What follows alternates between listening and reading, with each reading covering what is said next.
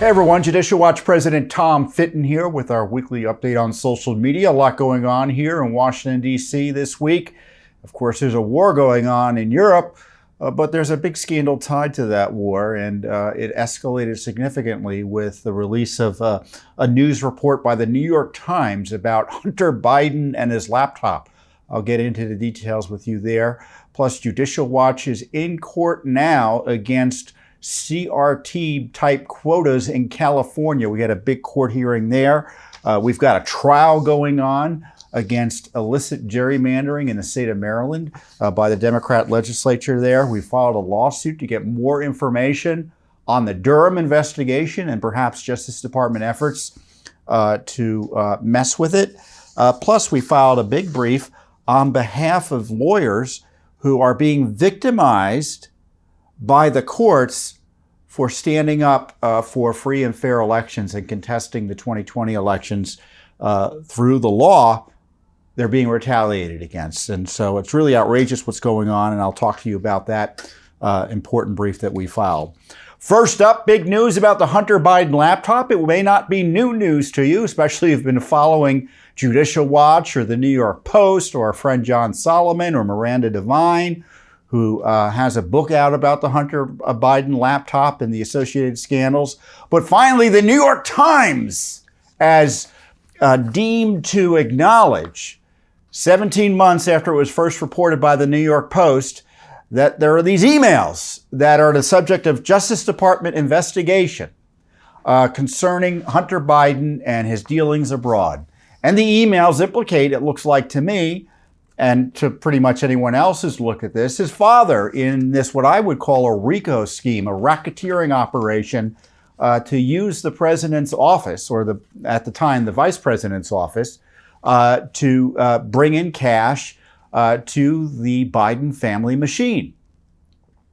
Now, the New York Times pretended these emails haven't existed until this report came out just this week. Hunter Biden paid tax bill, but broad federal investigation continues.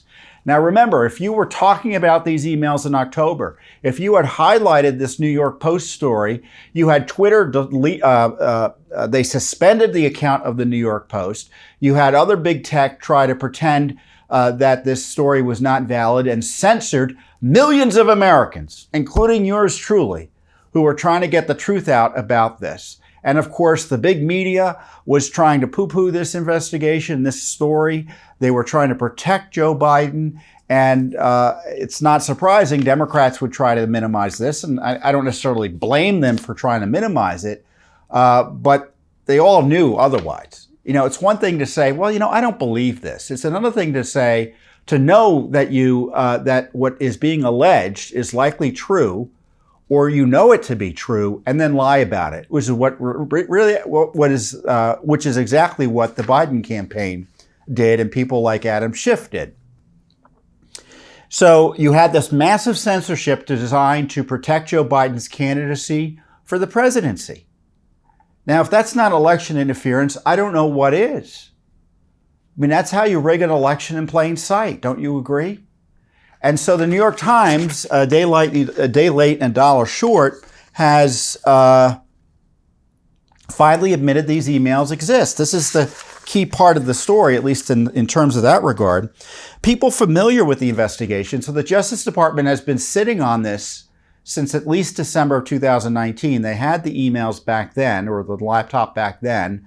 There was a tax investigation, according to the New York Times report, that began under the Obama administration into what Hunter was up to.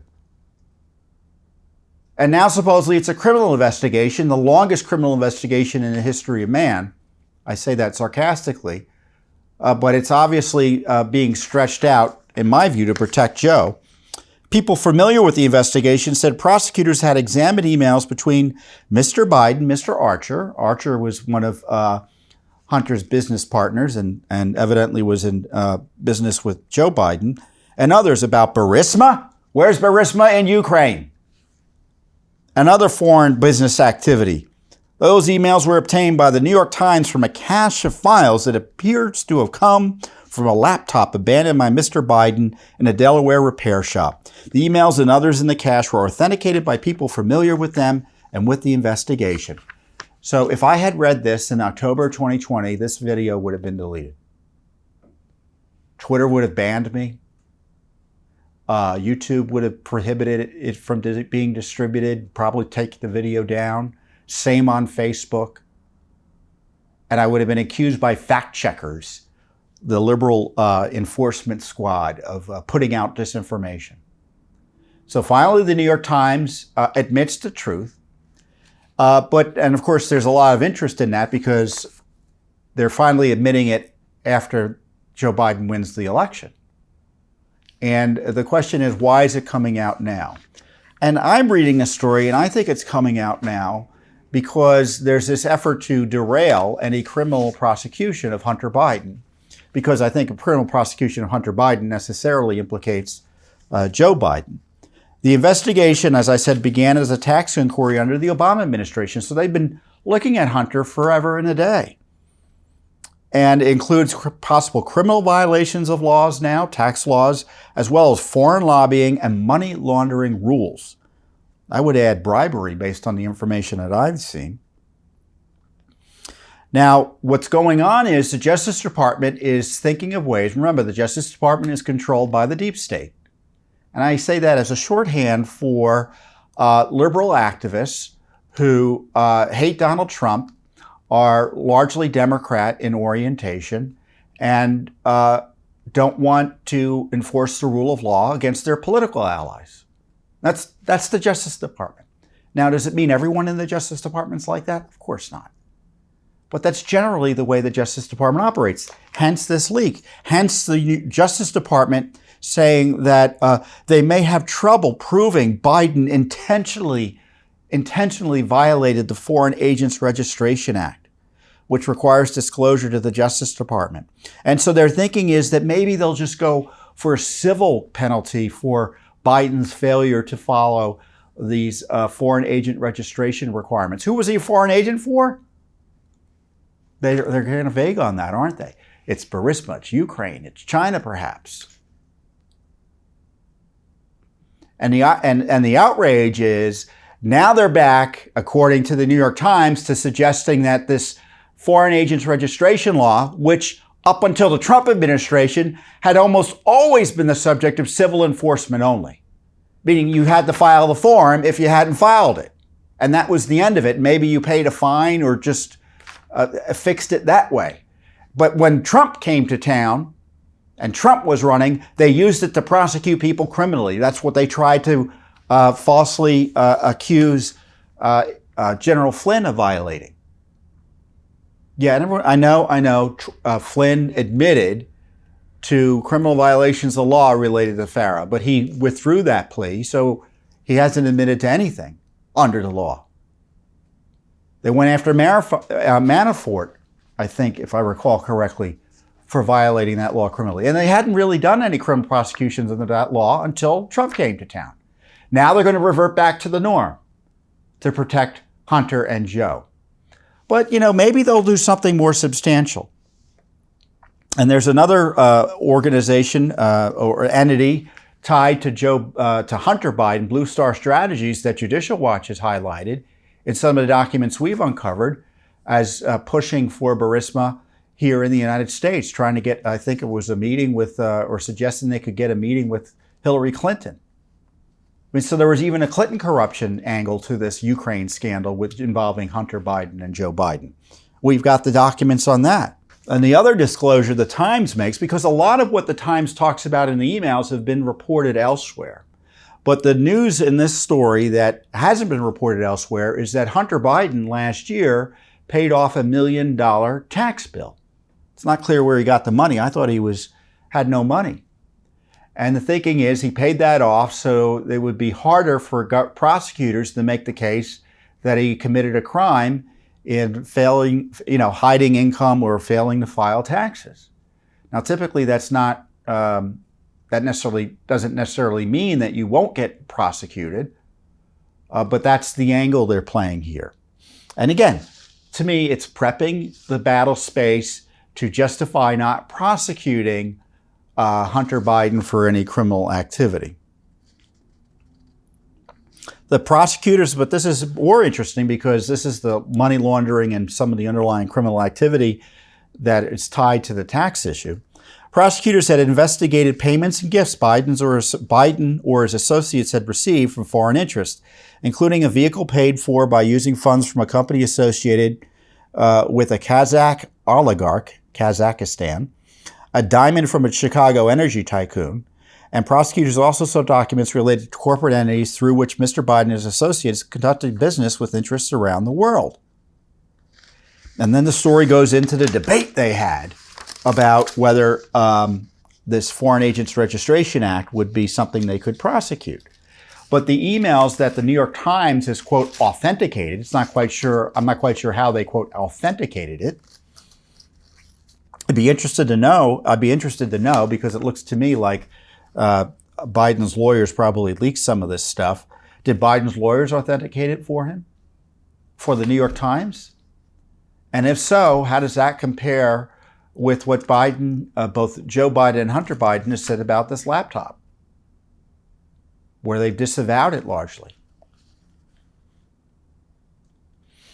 So there's an email in April of 2014 where Hunter Biden outlined his vision for working with Burisma, again, this Ukraine company that was Russia-friendly.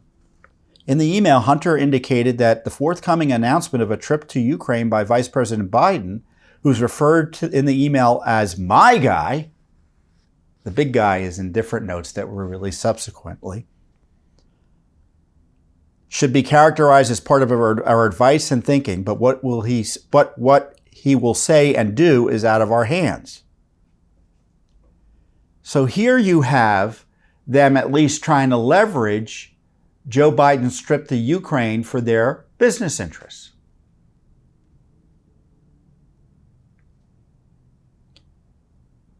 He suggested enlisting a law firm where he worked at the time to help Burisma through direct discussions at State Energy and NSC. So you have Hunter Biden wanting to lobby the Biden White House on behalf of this Ukrainian company. This is what the emails show, according to the New York Times.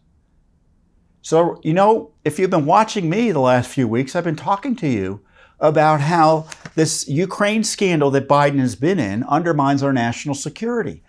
These emails, further confirmed by the New York Times, highlight this. There's no doubt Biden is implicated here. They've basically confirmed previously reported stories. I think John Solomon first reported the story, that Biden likely attended a meeting while he was vice president with a Burisma official while he was here in Washington, D.C. So I tell you, this is the worst, when I say it's the worst scandal in American history, what I'm saying is that you had President Trump, then candidate Trump, spied on and maligned and smeared by the Obama gang about Russia. You had a Ukraine angle being used against him as well. By the Clinton gang working with the Obama gang, while they knew that Biden was corrupt, literally through his family's dealings in China and elsewhere, and Ukraine and Kazakhstan, for instance, Kazakhstan.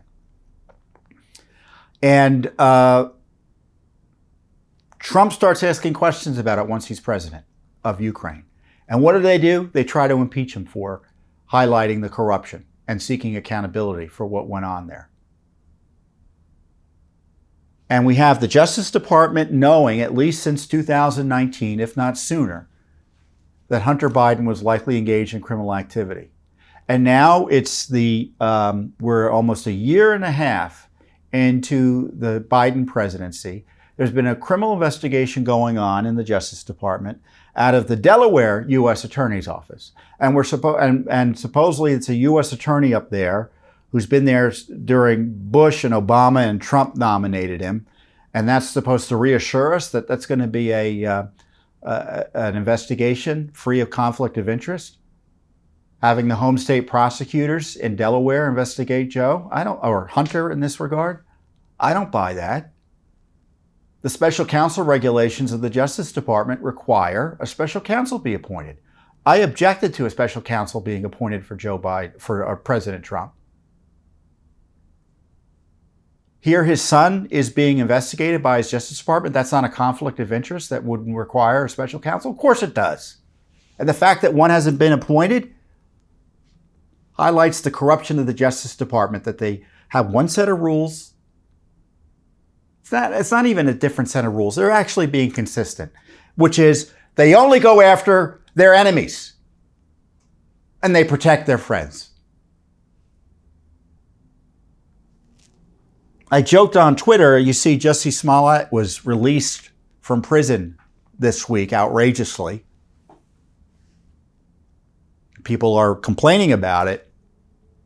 And I said, if you think he's getting treated with kid gloves, wait till you see how Hunter Biden and Joe Biden have been treated. There needs to be a special counsel. And in the meantime, Judicial Watch is going to continue its independent investigations.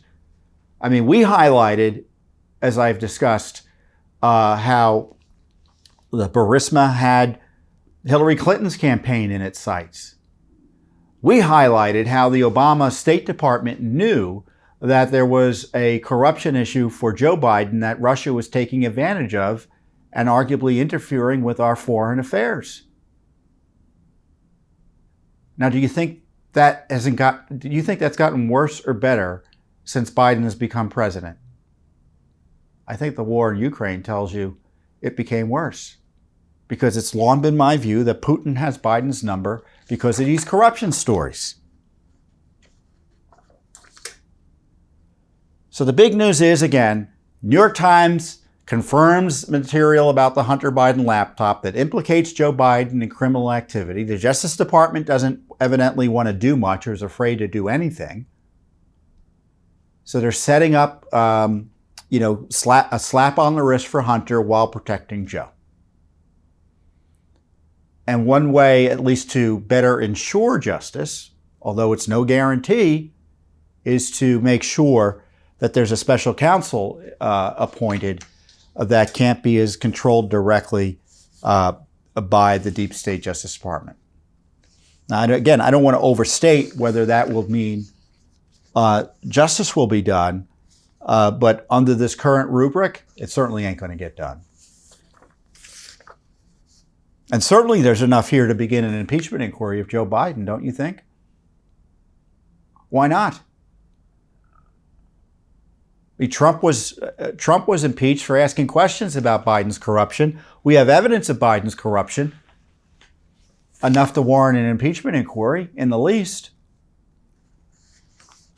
You got a lot of people running for office right now this year. Why don't you ask them questions about whether they support impeachment of Joe Biden, or even want to think about it? There's got to be accountability, and Judicial Watch has litigation to try to get accountability here. I mean, we even did simple, basic investigative work, like uncovering that Hunter Biden had Secret Service protection. Actually, we asked the Secret Service for Hunter Biden's travel records, because we knew Secret Service was protecting Hunter while he was Vice President Biden was vice president. That's appropriate. There's nothing illegal about that happening. But it gives you an idea, but because we can ask about where the Secret Service was going, we can figure out where Hunter was going. And he had trips to 29 different countries, including a trip to Russia, including 5 trips to China. And that was only the first 5.5 years of the Obama administrations, because then Hunter ditched the Secret Service and they didn't have any records anymore. All that was uncovered by Judicial Watch. So we're doing this basic legwork that the New York Times refused to do. I mean, there's still nothing in the New York Times about 10% for the big guy. The big guy obviously being Joe Biden, right? So we're going to continue pushing separately and independently. And as the war in Ukraine shows, this corruption has a national security implication beyond measure. So what I love about Judicial Watch is that we're into so much in if you're concerned about an issue, we're likely concerned about an issue. And I know many of you are concerned about what happened in the 2020 election. And what the left is trying to do now is they're trying to suggest that anyone who had concerns about the way the 2020 election was handled, whether the outcome was accurate or not, it's not even a question about debating you. They want to make it seem like you're a terrorist. I mean, that's the position of the Biden administration. Their national security divisions.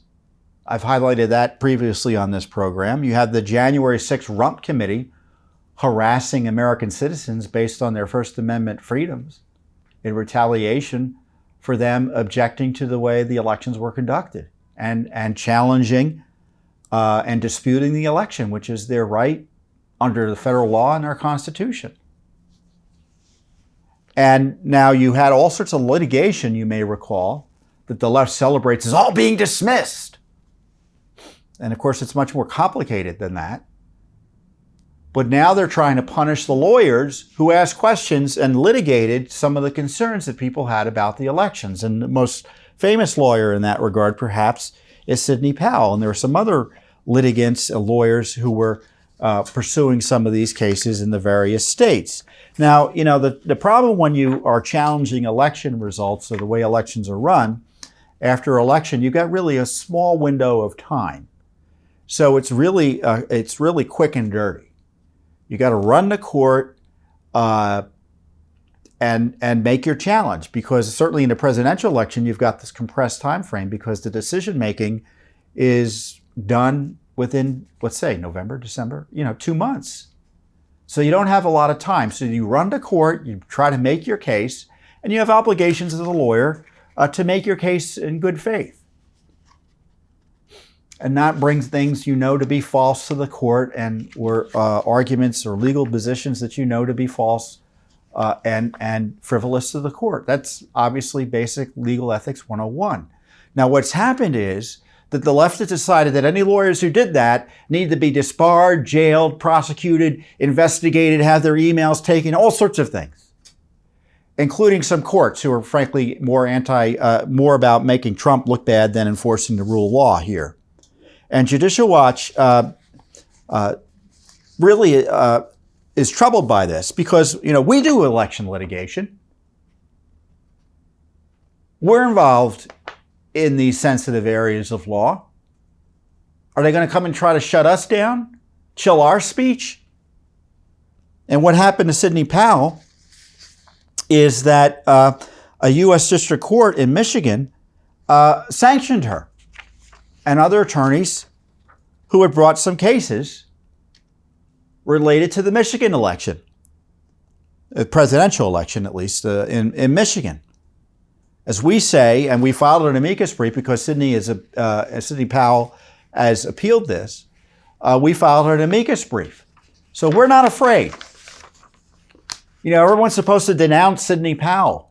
We're not afraid to say Sidney Powell had a right to bring these cases, and she shouldn't be held to a standard no other lawyer would be held to punish her in retaliation for asking questions the establishment didn't want asked.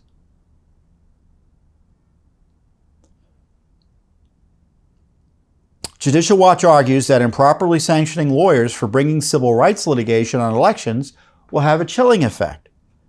Voting and election litigation constitute some of the most contentious political forms of civil rights litigation.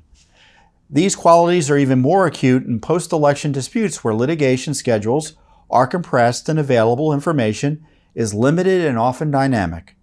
Nevertheless, the prosecution and defense of election disputes play an important role in our electoral and political process. As a conservative advocacy group that often brings election and voting lawsuits, including those to enforce federal and state election integrity laws, Judicial Watch has a particular interest in the issues at stake here. If the decision of the district court is affirmed and the appellants are sanctioned, the precedent will be weaponized to threaten legitimate parties prosecuting election integrity claims. And what the court did here, in my view, was particularly outrageous, and I encourage you to read the full amicus brief, which is available online at judicialwatch.org, is that, for instance, this is, and there are some complicated legal issues that I'm not capable of getting into here. But for instance, the court yelled at Sidney Powell for bringing claims that were thrown out by other courts. But what the court didn't acknowledge is the claims were subsequently thrown out by other courts.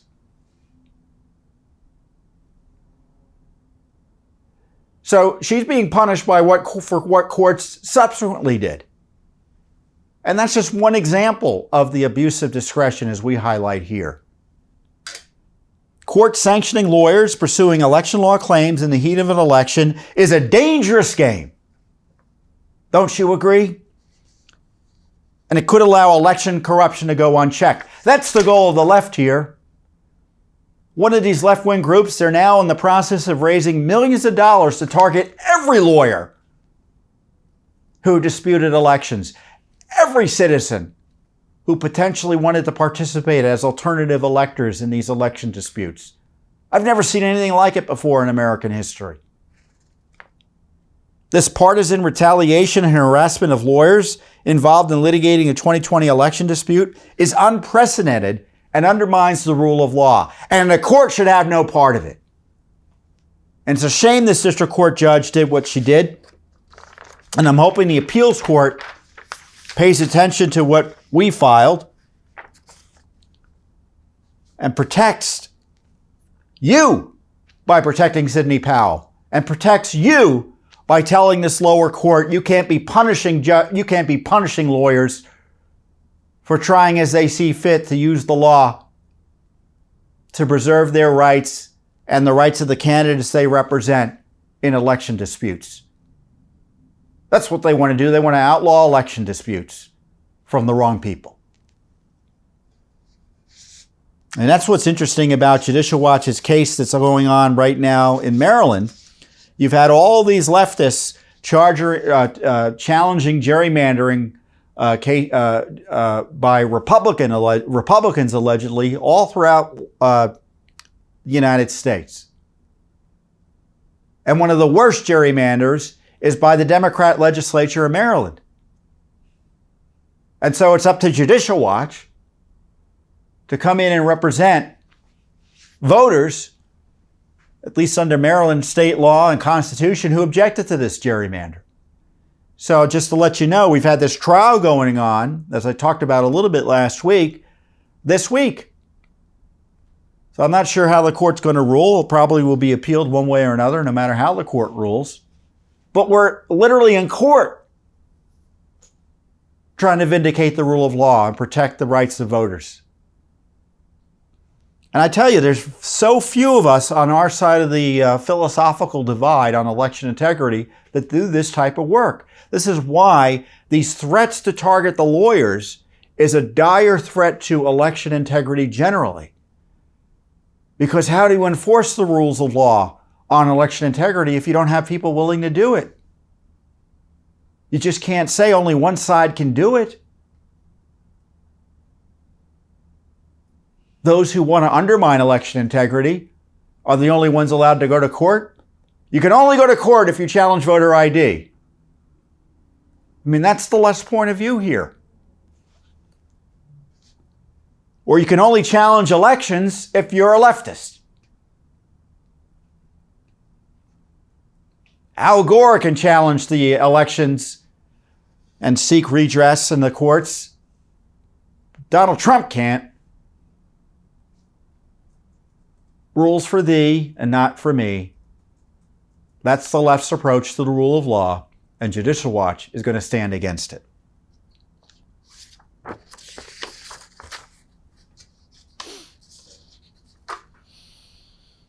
So Judicial Watch is in trial in Annapolis, Maryland, and we were in a court hearing at the same time, practically speaking, in California. We had a major court hearing on our lawsuit that we had against California's outrageous CRT-based, critical theory-based, racial, ethnicity, LGBT quotas for corporate boards out there. California, which is run by extremists of the left, has decided that anti-discrimination laws in California that prohibit discrimination under its constitution don't matter anymore. And they're just going to discriminate on the basis of all those categories to advance their radical agenda. And we filed a lawsuit on behalf of taxpayers who challenged illegal expenditures for that type of illegal discriminatory mandate. And we separately had a lawsuit that we just finished a trial on. We don't have a decision from the judge there yet, challenging a quota mandate based on sex. And that trial lasted several weeks. So here our trial is set for what happened was they passed this law mandating sex quotas on corporate boards in California. And then they followed it up with a law mandating these additional quotas based on race, ethnicity, and LGBT status. So it's just quota after quota after quota, all prohibited quite plainly by the California Constitution. And so what happened is, so we're going to go to trial. The trial's been set, I believe, for May. And both sides want summary judgment. And what does summary judgment mean? I'll warn you, I'm not a lawyer, so take this for what it's worth. It means one side wants the other side to lose summarily. We don't need to go to trial. And in the case of Judicial Watch and our clients, we say we proved our case, the other side should lose their case. We don't need a trial. And that's what the other side's saying about our case. So we had the hearing about that summary judgment fight on earlier this week, as I said, in California. And it looks like the court is very much concerned about what we're concerned about. So to be clear, what we had argued is that the expenditure of taxpayer funds or taxpayer finance resources on this law is illegal under the California Constitution. A Senate floor analysis, the Senate in the California legislature, they even acknowledged this. They produced material during deliberations on the legislation that concluded the bill draws distinctions based on race and ethnicity and therefore, quote, is suspect, and that the existence of general societal discrimination will not ordinarily satisfy courts. Frankly, there isn't even evidence of general societal discrimination. Also, according to another committee, they said the bill will result in ongoing costs in the hundreds of thousands of dollars to gather demographic information and compile a report on this data on its internet website. So what the state has come in, they tried to kind of short circuit our case by saying, oh, we're not spending any money on this, so there's no taxpayer issue. Well, they are. They're compiling reports for potential future enforcement, which they're pretending not to be interested in to try to subvert this litigation. And I don't think the court's going to buy it. And of course, in opposing the state's efforts to summarily dismiss us, we highlight how the defendant's justifications plainly embody stereotypes that treat individuals as the product of their race, ethnicity, sexual orientation, or transgender status, evaluating their thoughts and efforts. Their very worth as citizens according to criterion barred by the government, to the government by history and the Constitution. In the end, this law is simply a numerical set-aside that amounts to racial, ethnic, and LGBT balancing. Racial balancing, we cite a case, is not transformed from patently unconstitutional to a compelling state interest simply by relabeling it racial diversity. So this is a CRT, but it's critical theory agenda in a nutshell. Treat everyone according to race and other immutable characteristics or sometimes changeable characteristics, because some of this is self-identified. I mean, I don't even know how it works if you self-identify based on, but certainly on transgender status. Isn't that self-identification? Does that count to being a male or female what? I don't understand it. Of course, it's not designed to make sense. It's designed to be a mandate from the government. They don't care. But it's discrimination no matter how you slice it. California would require corporate board quotas based on race, ethnicity, and LGBT status. The law is the most significant attack in the modern era on constitutional prohibitions against discrimination. You know, and it's pretty simple. Our taxpayer clients seek to protect the rule of law and ensure that taxpayer resources are not illegally used to advance blatant and pernicious race and other discrimination. So you really have this war on anti-discrimination laws, war on the Constitution by the left. I mean, they pretend to be against racism, but they want to actually enshrine it in law and treat you not as a citizen, but as a member of a particular demographic that changes. I mean, as the court, I read the court transcript, maybe we can post it online later. The court was saying, someone from Spain might be protected, but not someone from Portugal or vice versa. I mean, he highlighted the absurdity of this. So I don't know how the court's going to rule in terms of summary judgment or, basically knocking the case out one way or another, hopefully on our behalf or in support of our case, or whether he's going to want to go to trial. But isn't this outrageous? And this is the sort of thing the Justice Department ought to be doing if they believe in civil rights, but it doesn't believe in civil rights. It's this critical theory, repackaged Marxism that would have the state counting what people are doing what based on race and other categories in a way that is anti-human. Because it treats people as categories of race and sex and other categories as opposed to people as individuals, all of whom deserve equal respect under the law. So I'm proud that we're doing this work. It's important work. No one else is doing it but your Judicial Watch, of course, with your support. So I'll let you know when we hear back from the court or if we go to trial. So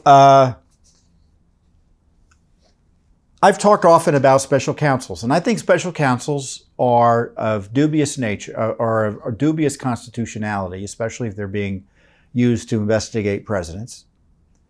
That being said, that argument I tried to make during the Trump administration, but we were told special counsels were the most important thing in the world, and we needed it. And they appointed one against Trump. Now we have a special counsel that was appointed by, I think, I know by Attorney General Barr, who's continuing to investigate the targeting of Trump. He's had 3 indictments over 3 years, 1 indictment which ended in a plea agreement that was kind of a disaster, 2 more indictments which were quite substantial, one of Hillary Clinton's lawyer and the other of Hillary Clinton's agent who was working for her campaign, a Russian agent, who was working for her campaign and helping concoct the fake dossier smear against Trump. Now, one of the things we're interested in is how the Garland Justice Department is dealing with the Durham Special Counsel. The Durham Special Counsel obviously can't, it seems to me it would be obvious, probably doesn't have too many friends in the Biden Justice Department. So that's why we sued, or we asked for records of communications, including emails and text messages, between Special Counsel Durham and Attorney General Merrick Garland.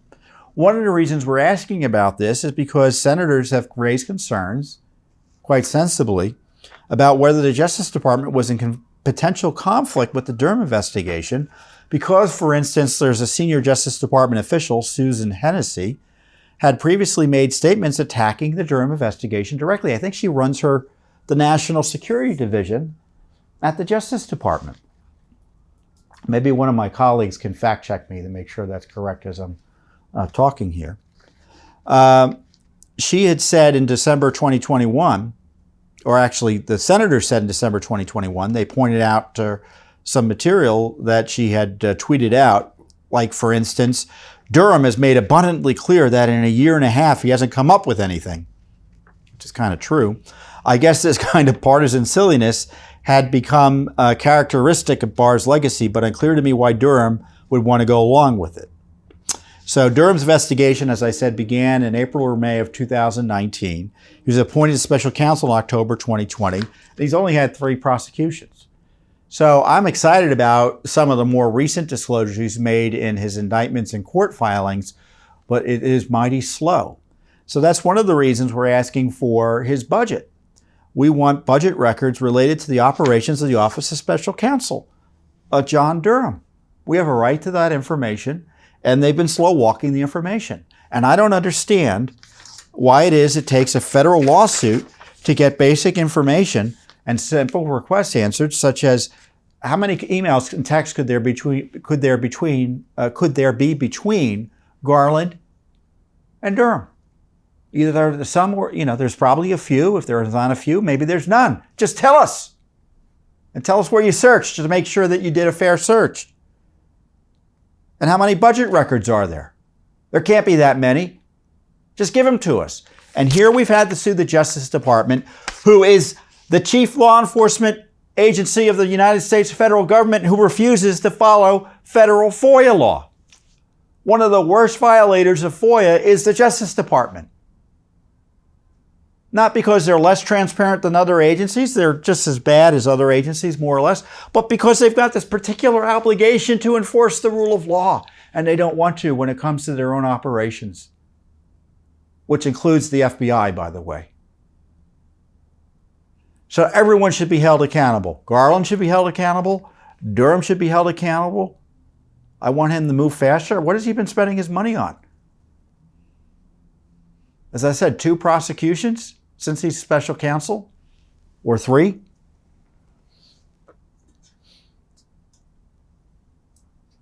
We have a right to know. It's our money.